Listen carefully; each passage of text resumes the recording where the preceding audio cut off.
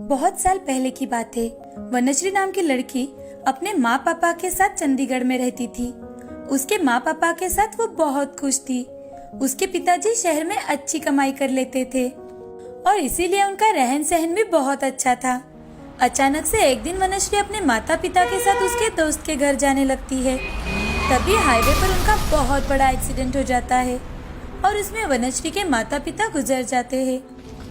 अपने माता पिता के गुजर जाने के बाद वनश्री अपने चाचा चाची श्याम और रमा के साथ भोलापुर गांव में रहने आ जाती है। वनश्री, आज से तुम हमारी बेटी हो। आज से तुम सिर्फ हमारे साथ रहोगी। अपनी बहन के साथ अच्छे से रहना बेटी। हम तुम्हारा पूरा ख्याल रखेंगे। वनश्री रोते हुए, जी चाचा जी। वनश्री बहुत दुखी है। अपने माता पिता की बहुत याद करती है। कुछ दिन बीतने के बाद वनश्री की चाची वनश्री से, अरे ओ महारानी, अब बस भी कर। कितने दिनों तक ये लटका मुंह रखेगी? बहुत हो चुका मुफ्त की रोटियां तोड़ना। घर का काम क्या मैं अकेली करती रहूं? आज से ये सारा काम तुम ही करोगी, समझी? जी चाची। कहिए, क्या काम करना है? देखो तो क्या कह रही है, क्या काम करना है? अरे अब घर के सारे काम करने के लिए क्या तुम्हारे माता पिता आएंगे? बर्तन मांजना, कपड़े धोना, साफ सफाई, पोछा लगाना, खाना बनाना, आज से सब कुछ तुम्हें करना है। और एक बात याद रखना, रानी के फेंके हुए कपड़े जमा कर लेना अपने लिए। तुम्हारे माँ बाप कोई सोने का घड़ा नहीं छोड़ गए तुम्हारे लिए। वनश्री को कुछ भी समझ में नहीं आता कि उसकी चाची का बर्ताव अचानक से कैसे बदल गया और वो उससे इतनी बुरी तरह से क्यों बात कर रही है। उसे कुछ समझ में नहीं आता। वनश्री अब घर के सारे काम करना शुरू करती है। अपना काम पूरा करके वो घर के बाहर एक बहुत बड़ा और सुंदर आम का पेड़ था, जहाँ बैठा करती थी। धीरे धीरे वनश्री बड़ी हो रही थी और सुंदर भी। अपना सारा काम करके एक दिन वनश्री चित्र बना रही थी। तभी रानी, जो उसकी चचेरी बहन थी, वो वनश्री के पास जाती है और उससे बहुत ही बदतमीजी से बात करती है। रानी हमेशा खुद को सुंदर और बहुत ज्यादा होशियार समझती थी। रानी वनश्री का चित्र देखकर उसे फाड़ देती है और जब उसकी माँ रमा घर वापस आती है तो रानी नाटक शुरू कर देती है। आ आ मेरे पेट में बहुत दर्द हो रहा है। मुझे बहुत भूख लगी है। मैंने वनश्री को कितनी बार बोला कि मुझे खाने के लिए दे दो। क्या अभी तक खाना नहीं बना? रुको, अभी देखती हूँ उसे। अरे ओ वनश्री की बच्ची, कहाँ मर गई है? कितनी देर हो रही है, अभी तक खाना नहीं बना? मेरी बेटी को तो देखो, कितनी मुरझा गई है। खुद तो अच्छा खासा खा लेती है। उस दिन रमा वनश्री को बहुत पीटती है और 2 दिन तक उसे भूखा रहने की सजा देती है। ये देख रानी मन ही मन खुश हो जाती है। वनश्री रोते रोते आम के पेड़ के नीचे जा बैठती है, जहाँ वो हमेशा से बैठा करती थी। धीरे धीरे अंधेरा होने लगता है। वनश्री को अंधेरे से बहुत डर लगता है। उसे अपने माता पिता की याद आने लगती है। हर वो दिन जो उसने उनके साथ बिताए, वो सब उसे याद आने लगता है। तभी अचानक से उसके चारों ओर रोशनी बढ़ने लगती है। उसे कुछ समझ में नहीं आ रहा था। तभी एक आवाज सुनाई देती है, वनश्री, वनश्री, हर रोज तो तुम मेरे पास आकर बैठती हो। घबरा क्यों रही हो बेटी? पीछे देखो। वनश्री जैसे ही पीछे मुड़कर देखती है तो उसे पेड़ को 2 आंखें और मुंह नजर आता है। वो उसे देखकर हैरान हो जाती है और पेड़ की तरफ देखती ही रह जाती है। क्या हुआ वनश्री? आज तुम बहुत ज्यादा उदास हो और इतनी रात गए यहाँ क्या कर रही हो? आज मेरी चाची ने मुझे बाहर निकाल दिया और 2 दिन तक मुझे भूखा रहने की सजा दी है। मुझे मेरे मम्मी पापा की बहुत याद आ रही है। मैं यहाँ से तुम्हें हर रोज देखता हूँ। पूरा दिन काम करके थकती हो, लेकिन मुझे पानी डालना और यहाँ साफ सफाई करना तुम कभी नहीं भूलती। अगर कोई भूखा आए तो खुद भूखा रहकर उसे खाना खिलाती हो। तुम्हारा काम और दूसरों के लिए अच्छे विचार देखकर मैं तुम पर बहुत खुश हूँ। तुम हमेशा मुझसे बातें कर सकती हो। जब भी तुम्हें मेरी जरूरत हो मुझे बोल देना। उस दिन से वनश्री कोई भी बात हो उस जादुई चमत्कारी पेड़ से करती थी। एक दिन रमा ने अपने घर में रानी के जन्मदिन की बहुत बड़ी पार्टी रखी थी, जिसमें बहुत सारे लोग आने वाले थे। उसी दिन वनश्री का भी जन्मदिन था, लेकिन पार्टी में खाने की सारी तैयारियां वनश्री को करनी थी। दोनों के जन्मदिन आया। रानी तैयार होने लगी। मैं कैसी लग रही हूँ माँ? मेरी बेटी तो बिल्कुल शहजादी लग रही है। उसी वक्त वनश्री वहां आ जाती है और अपनी चाची से, चाची मुझे भी कोई अच्छी सी ड्रेस दिला दो ना, आज मेरा भी जन्मदिन है, आज बहुत सारे मेहमान आएंगे, मेरी ड्रेस बहुत खराब है। माँ देखो ना, ये हमेशा ऐसे ही करती है, हमेशा मेरी बराबरी करना चाहती है।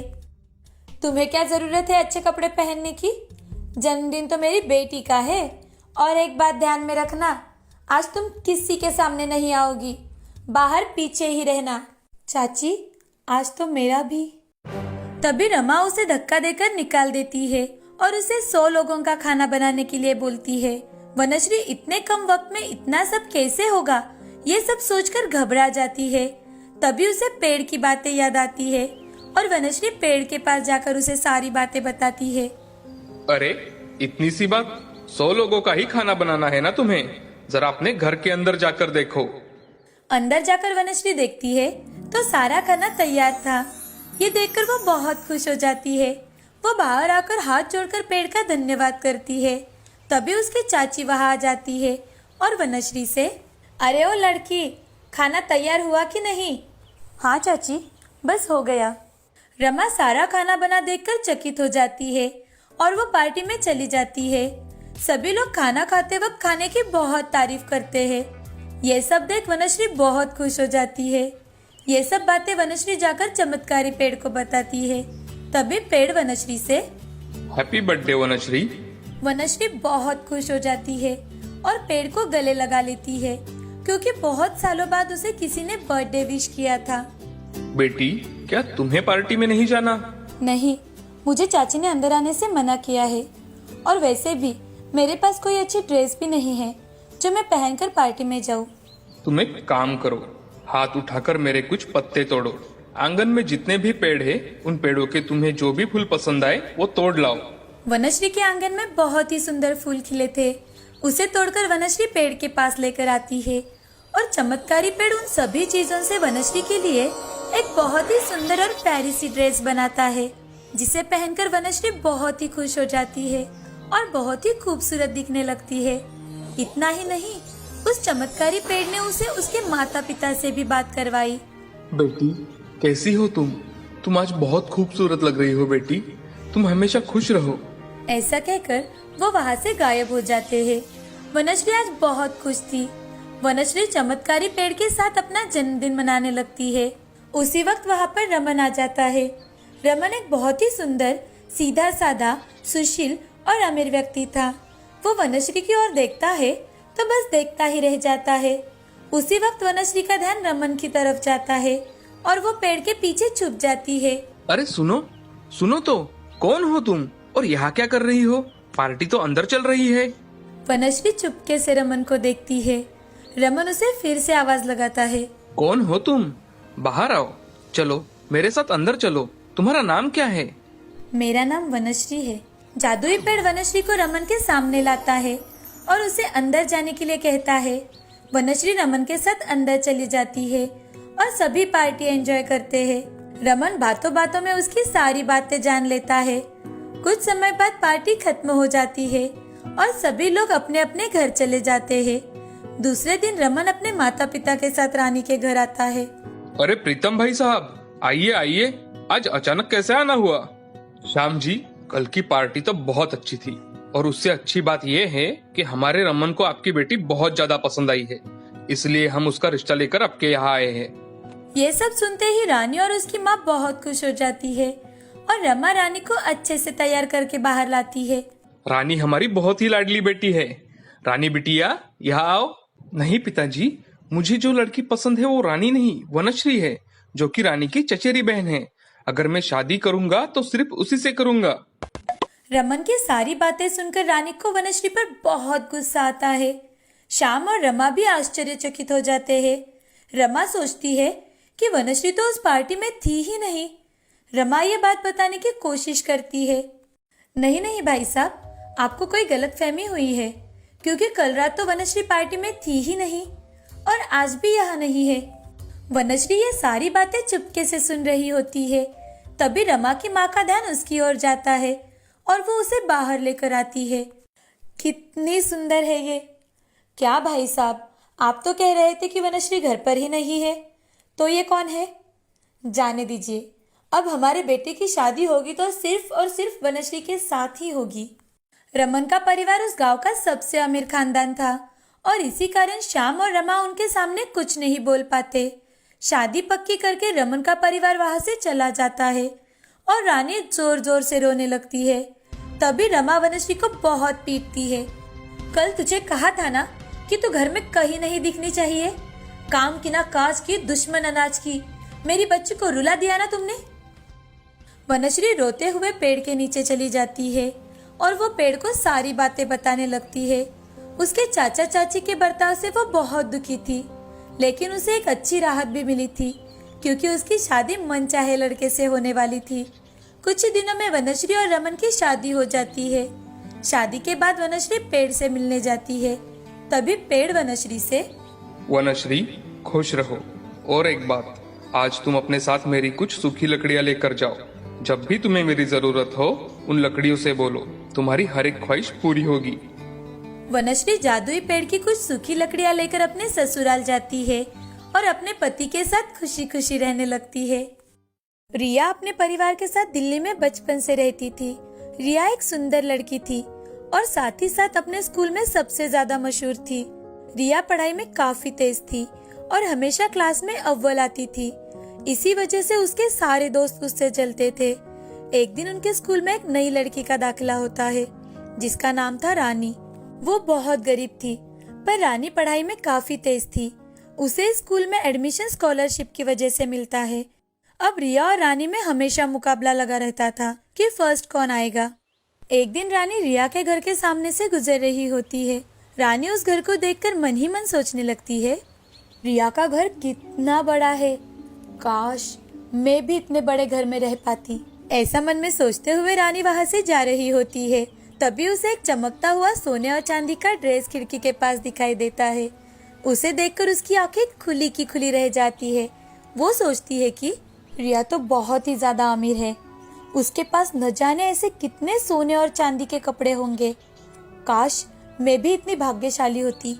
ऐसा सब सोचते हुए रानी वहां से अपने घर लौट जाती है। अगले दिन स्कूल में रिया और रानी एक दूसरे से बात करने लगती है। तभी रिया रानी से पूछती है, रानी कल मेरे घर पर मेरी माँ ने एक पार्टी रखी है, मैं चाहती हूँ कि तुम भी कल मेरे घर आओ। हाँ बिल्कुल रिया, क्यों नहीं आऊंगी, मैं जरूर आऊंगी। दोनों अपनी बातें खत्म कर क्लास में बैठ जाती है। स्कूल खत्म होने के बाद रिया रानी के पास आकर रानी से, बाय रानी, कल मिलते हैं। बाय रिया। दोनों अपने अपने घर चले जाते हैं। अगले दिन रानी रिया के घर जाने के लिए तैयार होने लगती है। तभी रानी की माँ जया उसके पास आकर उससे पूछती है, अरे रानी बिटिया, ये क्या, कहाँ जाने की तैयारी हो रही है तुम्हारी, और तुम्हारी पढ़ाई कौन करेगा? माँ, मुझे रिया ने पार्टी के लिए उसके घर पर इनवाइट किया है, प्लीज जाने दो ना माँ, मैं घर आकर अपनी सारी पढ़ाई पूरी कर लूंगी। माँ प्लीज जाने दो ना माँ। ठीक है जाओ, पर समय से वापस लौट आना। रानी ये सुनकर बहुत खुश हो जाती है। जैसे ही रानी रिया के घर पहुंचती है, वो वहाँ का नजारा देखकर दंग रह जाती है। वो बस इधर उधर देखती ही रह जाती है। रानी इतनी सारी सजावट और इतने सारे लोग देखकर चौंक जाती है। थोड़ी ही देर में रानी रिया के पास जाती है और रिया से, रिया तुम्हारी माँ ने तो घर को बहुत सुंदर तरीके से सजाया है।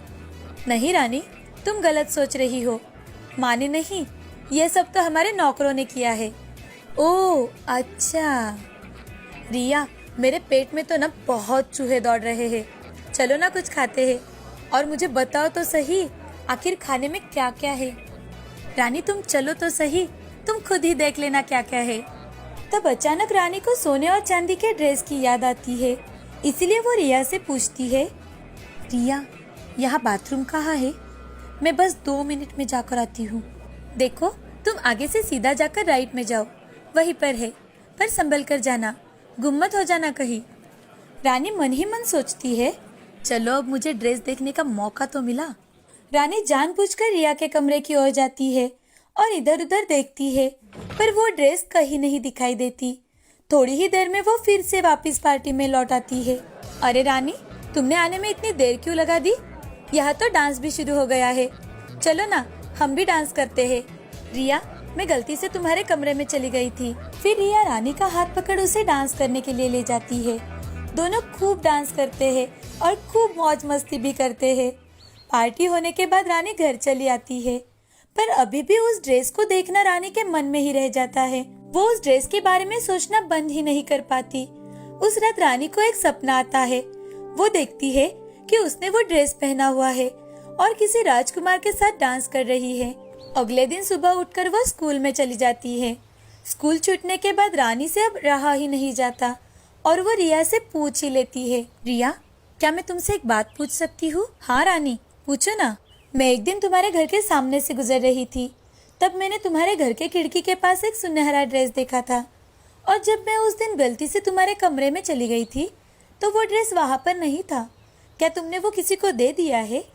हाँ, वो ड्रेस वो वहाँ पर नहीं थी, क्योंकि मेरी माँ ने वो संभाल कर अलमारी में रखा है। पता है, वो मेरे सबसे पसंदीदा ड्रेस है, जो मेरे पापा ने खास अमेरिका से मेरे बर्थडे के लिए लाया था। उसी समय रिया को लेने के लिए उसका ड्राइवर आ जाता है और वो घर के लिए निकल जाती है। एक दिन रिया को डांस पार्टी का आमंत्रण मिलता है, पर उसे उस दिन कोई और जरूरी काम था। लेकिन वो जानती थी कि वो अपनी माँ को अगर इस बारे में बताएगी कि उसे डांस पार्टी में नहीं जाना तो वो गुस्सा हो जाएगी। रिया सोच में पड़ जाती है।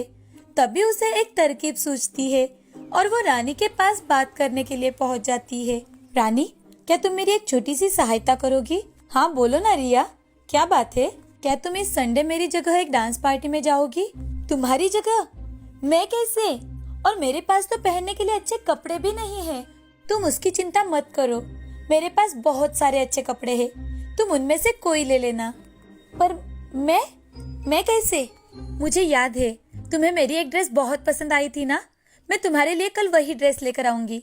फिर अगले ही दिन रिया वो ड्रेस लाकर रानी को देती है और कहती है कि रानी, सिर्फ एक बात याद रखो, गलती से भी तुम वहाँ अपना नाम किसी को नहीं बताओगी, वरना मेरी माँ को पता चल जाएगा और वो गुस्सा हो जाएंगी और हम पकड़े भी जाएंगे।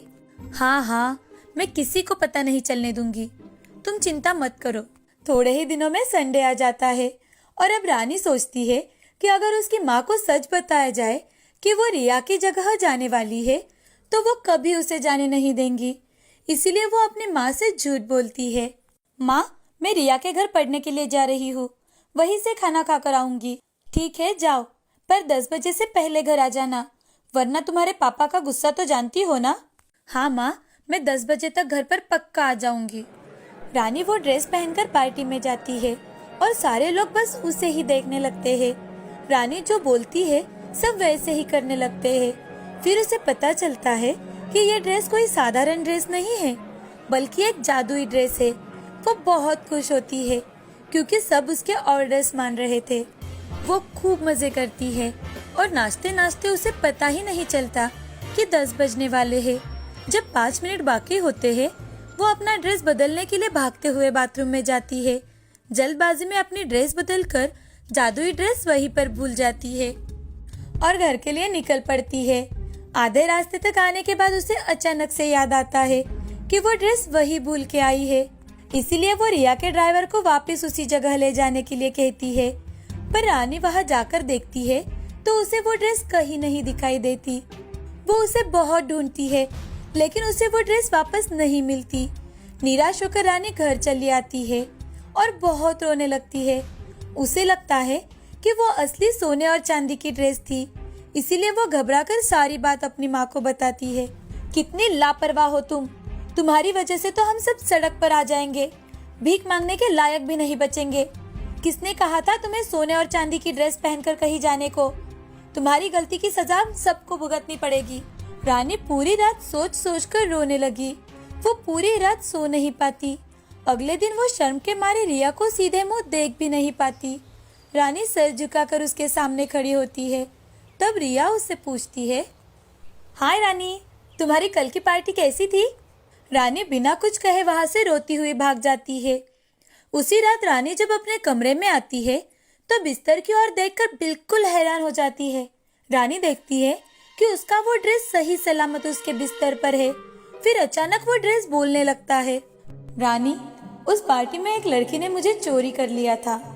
वो मुझे बाजार में बेचने वाली थी, पर आज तक मैंने तुम्हारे जैसी लड़की कहीं नहीं देखी। तुम बहुत मेहनती लड़की हो, इस ड्रेस की सही हकदार हो। मैं जानती हूँ कि तुम कभी मेरा फायदा किसी गलत काम के लिए नहीं उठाओगी, इसीलिए मैं तुम्हारे पास वापस आ गई। उसी पल फोन की घंटी सुनाई देती है और रानी देखती है कि उसे रिया का फोन आया है। रानी, तुम चाहो तो वो ड्रेस अपने पास रख सकती हो।